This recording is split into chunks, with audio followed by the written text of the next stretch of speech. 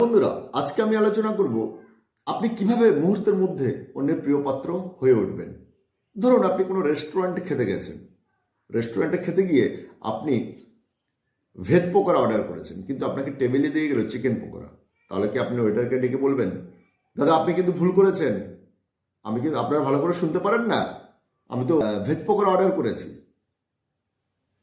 দয়া করে এভাবে কথা বলবেন না। তারা আমাদেরকে খুব ভালো পরিষেবা দেওয়ার জন্যই কিন্তু রয়েছে। আপনি তাকে এইভাবে কথাটা বলুন, দাদা আপনাকে বিরক্ত করার জন্য আমি ভীষণ দুঃখিত, কিন্তু আমার ভেজ পকোড়া খুব পছন্দ। আপনি যদি আমাকে ভেজ পকোড়া দেন তাহলে আমি খুব খুশি হব। দেখবেন তিনি খুব আনন্দের সহিত আপনাকে চিকেন পকোড়া পাল্টে ভেজ পকোড়া দিয়ে যাবে। দেখবেন সে আপনার ব্যবহারে না খুশি হবে।